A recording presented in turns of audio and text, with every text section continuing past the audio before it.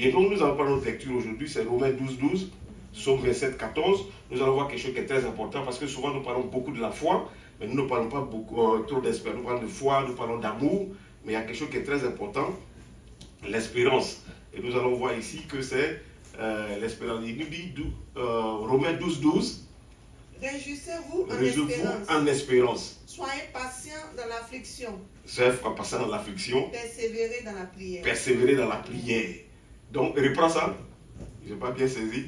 Réjouissez-vous en espérance. Hein? Réjouissez-vous en espérance. Soyez patients dans l'affliction. Soyez patients dans l'affliction. Persévérez dans la prière. Persévérez dans la prière. Et maintenant, ton psaume 27, 14 nous dit. Psaume 27, 14. Il nous dit quelque chose là-bas. Très important. Espère en l'Éternel. Espère en l'Éternel. Fortifie-toi. Fortifie-toi. Et que ton cœur s'affermisse. Et que ton cœur s'affermisse.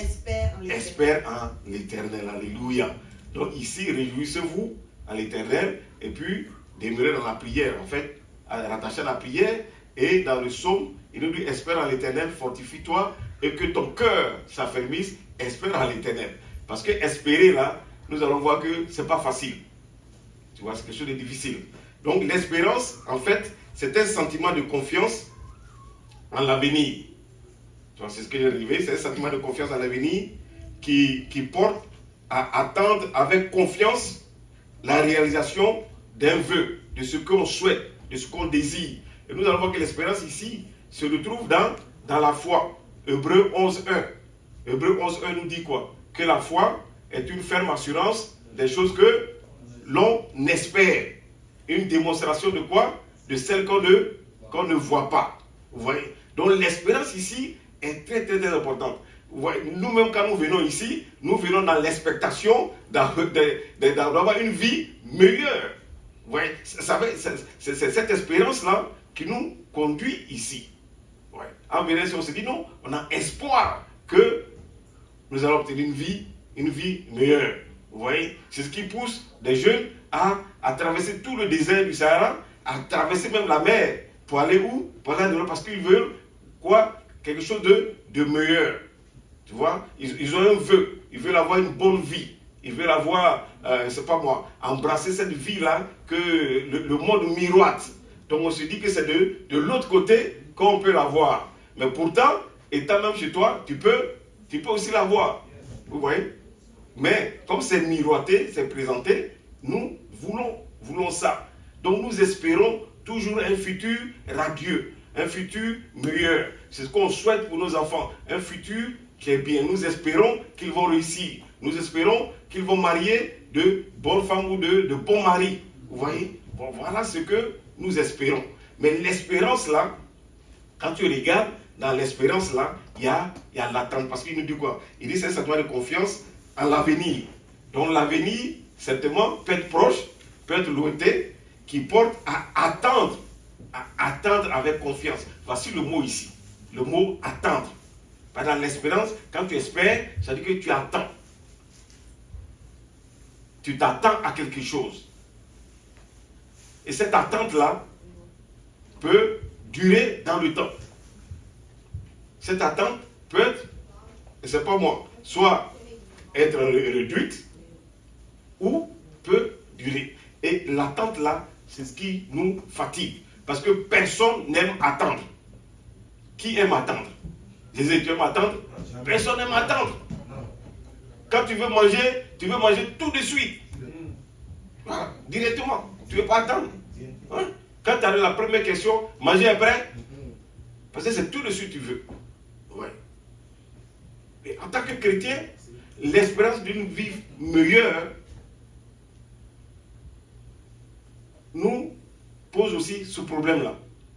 Parce que 1 an, 2 ans, 3 ans, on se dit, bah, attends, ce que j'ai vu là, ce que j'espérais, mais quand est-ce que ça va se réaliser? Parce que c'est mon désir, ça va se réaliser. Vous voyez? Et je vous dis que c'est rattaché à la foi. Donc tu as foi que ça va se passer. Sois béni, Kézia. Sois béni. Oui. Alléluia. On est content de te voir. On est vraiment content de te voir. Alléluia. Gloire à Jésus. Béni soit le nom du Seigneur. Maman Daoud, ta prière intéresse aussi. Alléluia. Béni Jésus. Maman Daoud dit prions pour maman Kessia. Ça me fait rappeler hier, elle me dit prions pour maman Kessia. Ça fait longtemps qu'on l'a vu. Vraiment que ça a été béni ça. Alléluia. Donc bénis le Seigneur. Gloire à Jésus. Amen. Vraiment, te voir bien en forme. Vraiment, on est très content. Alléluia. Gloire à Jésus. Béni soit le nom du Seigneur. Donc, l'attente n'est pas facile. Un Dabouri. Attendre n'est pas facile. Même quand tu vas au train, tu dois attendre. C'est pas facile. Moi, j'ai appelé Cyril hier, il dit non, tu vas beaucoup attendre aujourd'hui le train. Hein. Moi, j'ai pris le train, mais vraiment, ça prend du retard. Personne ne veut attendre. Oui. Ici, le Seigneur veut nous enseigner quelque chose aujourd'hui. Oui. Espère en l'Éternel, fortifie-toi et que ton cœur s'affermisse. Espère en l'Éternel. Et quand tu prends Josué 1, c'est pas qui là? Josué là, il y a ce mot-là, là-bas encore. Espérance et quoi? Et il dit quoi? Fortifie-toi. Et il y a plein de promesses. Hein. Donne-nous quelques promesses encore. Donne-nous quelques promesses. Après la mort de Josué. Après la mort de Josué. Après la mort de Moïse, serviteur de l'Éternel. L'Éternel dit à Josué, fils de Nun, serviteur de Moïse, Moïse, mon serviteur, est mort. Maintenant, lève-toi, passe le Jourdain. Lève-toi et quoi? Et pas le Jourdain. Ça, c'est Matthieu 7 là qui est là.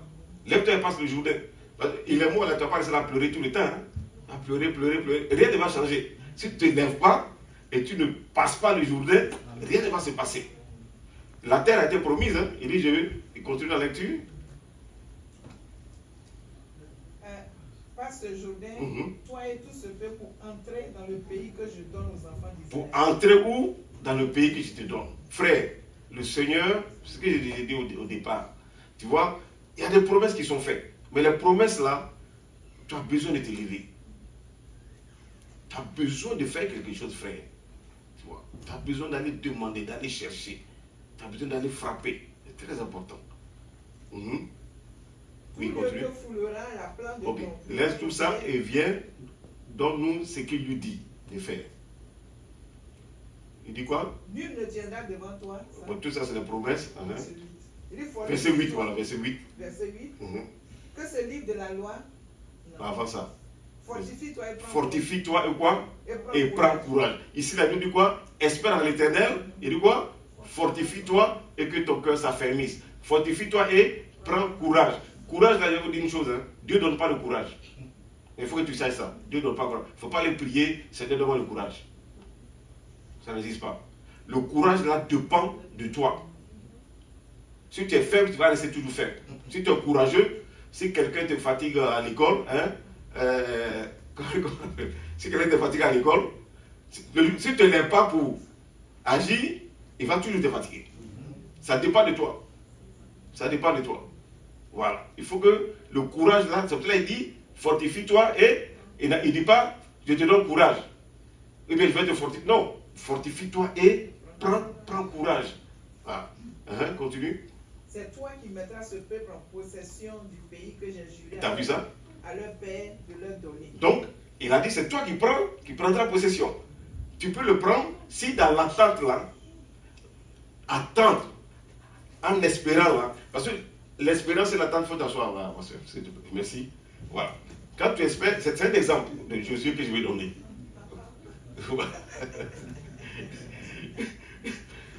Donc, dans l'attente, dans l'espérance, tu ne peux pas être inactif. L'espérance et l'attente, tu dois être actif. Le Seigneur nous exhorte aujourd'hui à ce que dans l'espérance, dans l'attente, nous devons nous fortifier, nous devons prendre courage, que notre cœur s'affermisse. Vous voyez? Donc il faut être actif en attendant. Il ne faut pas dire j'ai prié et puis non. Il faut être actif. Ça fait 5 ans que j'ai prié. Non. Il dit de prier quoi? Sans cesse. Tu vois? C'est pour ça que la deuxième lecture nous est importante. Le 12-12, tu vas reprendre. Le Romains 12-12. Romains 12-12, il nous dit quelque chose encore. Il nous dit quelque chose là. Romains 12-12. Réjouissez-vous en l'espérance. Réjouissez-vous en l'espérance. Soyez patients. Et persévérer dans la prière. Persévérer dans la prière. Vous voyez? Mais pourquoi on peut te dire réjouis-toi en espérance? Ici, il y a un sujet de réjouissance. Parce que quand il dit, j'ai donné ce pays-là, je te donne ça en possession, on est content. Quand il dit, tout endroit que ton pied foulera, je te donne ça en possession, on est content. Quand il dit, bon, on va marcher sur les serpents, les scorpions, c'est un sujet de réjouissance. Tu es content. Mais la réjouissance vient du fait que, dans l'espérance, celui qui nous a fait la promesse est quoi? Il est fidèle, alléluia. Je pense que quelqu'un est hébreu. C'est Hébreu 10, je crois. Hébreu 10. Voilà, Hébreu 10, 23. Hébreu 10, 23. Tenons fermement.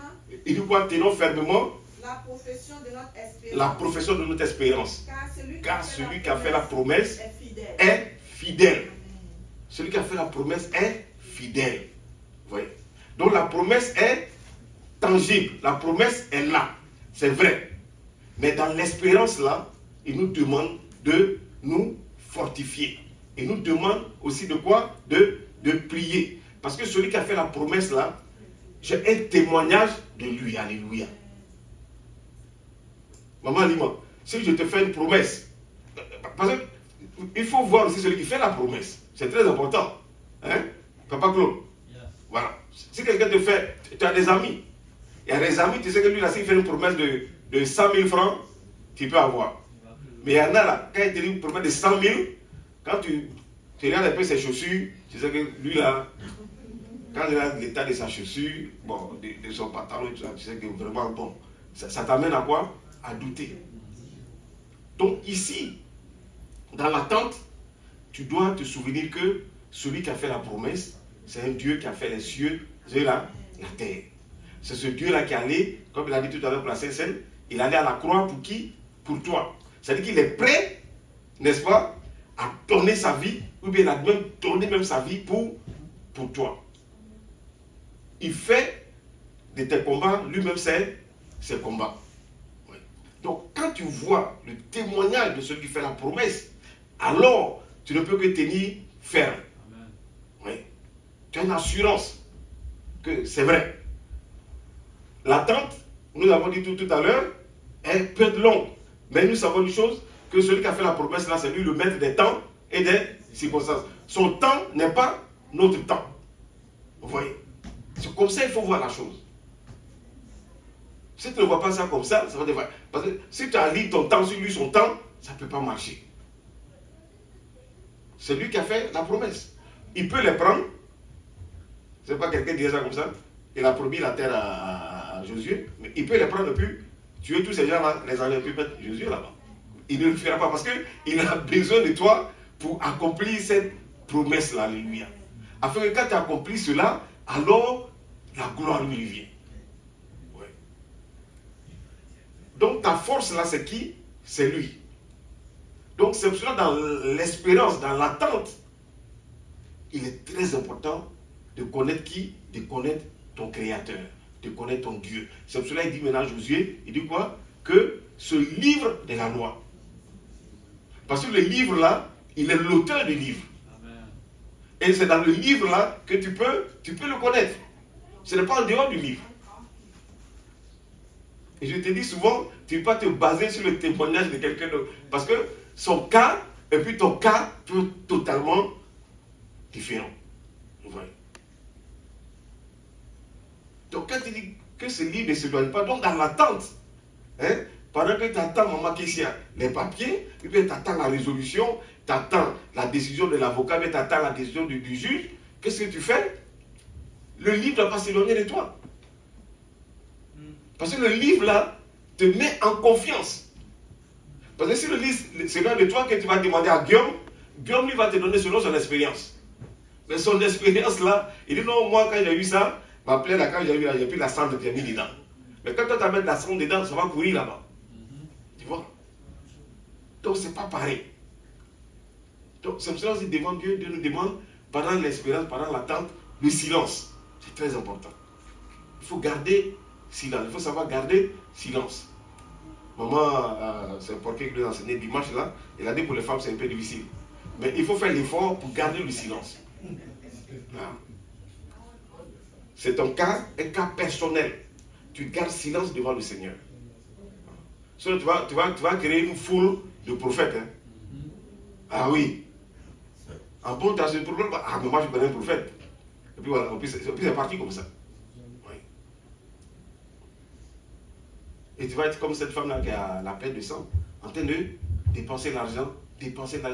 Alors que la solution, c'est Jésus-Christ, tout simplement. Parce que le livre m'enseigne, le livre de la loi m'enseigne que c'est lui qui guérit, que c'est lui qui a la croix pour moi. Donc c'est un cas de quoi? J'attends une guérison miraculeuse, alors le livre ne s'éloigne pas de moi. Je m'appuie sur le livre et j'ai connaissance de ce qu'il fait, de ce qu'il est dans le livre. Oui. Et il nous dit, réjouissez-vous, et puis il a parlé de la prière dans Romains 12:12. Alors, je demeure aussi dans la prière. Et nous allons voir quelque chose de très important qui est en Chronique. J'ai donné le Chronique à quelqu'un. 1 Chronique 4, verset 9. Il faut retenir ce passage-là, très important. Il y a 4 choses là-dedans qui sont très très importantes. Chronique 1, 1 Chronique 4, verset 9. 9 à 10, c'est un seul verset, hein? 2 versets. 9 à 10. Si Adou peut nous... Mais si c'est possible, c'est pas possible. Vas-y, lis-nous ça. Jabez était plus considéré que ses frères. Sa mère lui donna le nom de Jabez. Oui, le nom de Jabez. En disant, c'est parce que j'étais enfanté avec douleur. C'est parce que j'étais enfanté avec quoi? Douleur. Avec douleur. Donc on lui a donné ce nom-là, qui signifie douleur, qui signifie souffrance. Verset 10. Jabez invoqua le Dieu d'Israël. Il invoqua le Dieu d'Israël. En disant, voilà sa prière. Si tu me bénis. Si tu me bénis. Et que tu étendes mes limites. Si ta main est avec moi. Si ta main est avec moi, ça fait 3. Et si tu me préserves du malheur. En sorte que je ne sois pas dans la souffrance. Et Dieu accorda ce qu'il avait demandé. Parce que ce nom-là, il s'appelle Jabez. Et ce Jabez-là, c'est quelqu'un que sa maman a enfanté dans la douleur. On lui a même donné le nom de douleur, souffrance. Ouais. Donc imagine un peu sa vie. Ouais. Et souvent nous avons hérité comme ça des noms, hein, des parents. Voilà. On a des noms comme ça. Et le nom là reflète ta vie. C'est pour ça même les petits noms qu'on donne souvent là, ça fatigue les gens. Parce que quand on t'appelle Papou, tu vas laisser Papou toute ta vie. Tu vois que c'est quelqu'un qui ne grandit jamais. Il est beaucoup enfantin. C'est l'amusement, tout ce qui est amusant. Il n'y a pas de sérieux. Oui. Voilà, tout petit. Il va rester tout comme ça tout petit. Ça affecte ta vie. Et ce homme-là, Jabez, ça affectait sa vie. Parce que dans sa prière, là, les 4 choses qu'il a demandé, en sorte que je ne souffre point, hein, il ne souffre plus. C'est qu'il souffrait. Ouais. Donc, faites attention au nom qu'on vous donne. Si tu vois que le nom n'est pas bon, ou bien le petit nom là pour te taquiner, tu dis non, on ne m'appelle pas comme ça. Je ne veux pas ce nom là. Tu vois. Ouais, parce qu'il faut être responsable, il faut être sérieux. Ouais. On va t'appeler Papou. Papou, ça va t'affecter, frère. Tu ne seras jamais sérieux. Donc, ici, Jabez, il va faire sa prière. Et quand il fait sa prière, il va demander 4 choses. La première chose, c'est quoi? C'est la bénédiction. La bénédiction, qu'est-ce qu'il a dit? La première? Vas-y, frère. Il dit, si tu me bénis. Si tu me bénis, c'est important ici. Voici sa première prière. Si tu me bénis. Si tu me bénis. Et que non. Ouais, on garde ça. On garde la bénédiction. Si tu me bénis. La bénédiction, c'est avoir la faveur. C'est demander la faveur de Dieu sur ta vie. C'est ça la bénédiction. La faveur de Dieu. La grâce dans Jésus-Christ, on a tous la grâce. On est dans la grâce. Mais il faut prendre le temps souvent de demander la faveur de Dieu dans ta vie. Et il demande, il dit, si tu quoi? Si tu étends. Si tu me bénis et que tu étendes mes limites. Tu étends mes limites. C'est-à-dire ici, là, c'est étendre quoi? Son territoire. Étendre ses responsabilités. Étendre, et ça, là, ça peut être sa prospérité. Augmenter sa prospérité. Augmenter ses biens. Augmenter sa joie.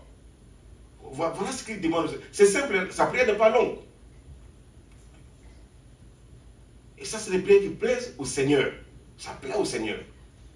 Parce qu'il reconnaît qu'il dit, si tu me bénis, il reconnaît que c'est Dieu qui bénit. Ouais. Parce que souvent, nous pensons que notre bénédiction vient de quelqu'un. On pense que si ce n'est pas lui là, on ne peut plus réussir. On dépasse ça là, si ce n'est pas lui, en tout cas, je vois que le cas là, c'est forcément lui. Bon, Dieu se met à côté puis te regarde. Comme tu dépends de lui, bon, d'accord. Dieu se sert des hommes, il a dit quoi? Il dit pour ceux qui le craignent, il se sert même des païens. Il met les païens à leur disposition. Il faut connaître le livre, frère. Toi, tu penses, non, c'est pas lui là, oh, c'est fini, hein. Ton affaire de papier là, tu vas plus avoir, ça ne dépend pas de lui. C'est le Seigneur qui a permis que lui, il soit là pour te favoriser. Si tu ne comprends pas comme ça, et rends la gloire au Seigneur, il se met de côté et puis il te regarde. Ok? Comme ça dépend de lui, il faut faire. Donc ici, il reconnaît que la faveur, ça vient de Dieu. C'est Dieu qui étend nos limites. Étendre nos limites, c'est-à-dire étendre notre territoire. Étendre notre prospérité. Étendre, c'est ce domaine-là. Et le troisième truc qu'il demande, il dit quoi? Si ta main est avec moi. Si ta main est avec moi. La main de Dieu avec toi te préserve du péché. C'est très important. C'est pour ça, ici, la crainte de Dieu, la faveur de Dieu, la bénédiction, tout cela étant le territoire, est lié à la manière dont tu approches Dieu, frère. Parce que souvent, ce côté-là, on oublie. Pour que la prière soit exaucée, si tu es en palabre avec quelqu'un, ta prière ne sera jamais exaucée. Parce que lui, quand il a donné l'enseignement, il a dit, si vous avez quelque chose contre quelqu'un, il faut aller vous réconcilier. Ça, c'est dans la prière. Donc, tu vas prier, descendre, monter, descendre, ou bien madame prie dans la douche, monsieur prie dans le salon, c'est zéro. On cherche un enfant, mais prier ensemble. Tu vas t'en prier. Donc, lui, il n'est pas intéressé. Donc, ici, que ta main soit sur moi. Donc, cette main-là me préserve de quoi? Quand il est dans la prière qu'elle a donnée Dominica, il a dit, préserve-nous de quoi? Du mal ou bien du malin? Préserve-nous du malin. Voilà. Le préserve du malin, c'est quoi? Parce que le malin nous induit en tentation et ça conduit au quoi? Au péché. Voilà. Donc, quand tu pries, demande au Seigneur, aujourd'hui, éloigne-moi du péché. Les mots FF là, vraiment, éloigne-moi de ça. Éloigne-moi de la colère. Toutes ces choses-là. Oui. Parce que tout cela, ça, dans toute ta prière que tu as fait matin, là, tu es sorti, une fois que tu commences à faire ça, c'est fini. Parce qu'il marche avec toi, il est avec toi, il est fidèle. Donc, continue. Et si ta main est avec moi, et si tu me préserves du malheur, ouais, si tu me préserves du malheur, ok. En sorte que je ne sois pas dans la souffrance. En sorte que je ne sois pas dans la souffrance. Dans quelle souffrance tu te trouves?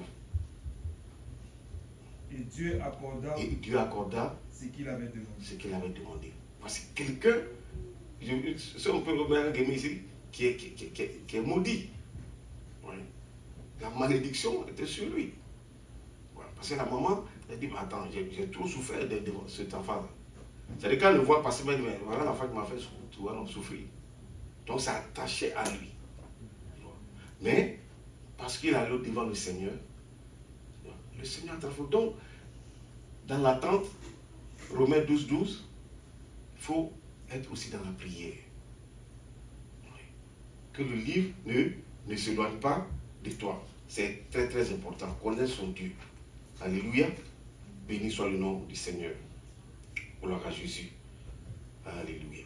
Donc, ici, comme nous disons, le temps d'espérance, le temps d'attente, il faut savoir gérer cela. Nous avons vu ça, on a vu ça un peu à la Coupe du Monde. Hein. On a vu les équipes africaines là. On oublie que le match est 90 minutes. Voilà. Les premiers, on court, bou. À la fin, maintenant, les gars viennent hériter tout, et puis ils marquent.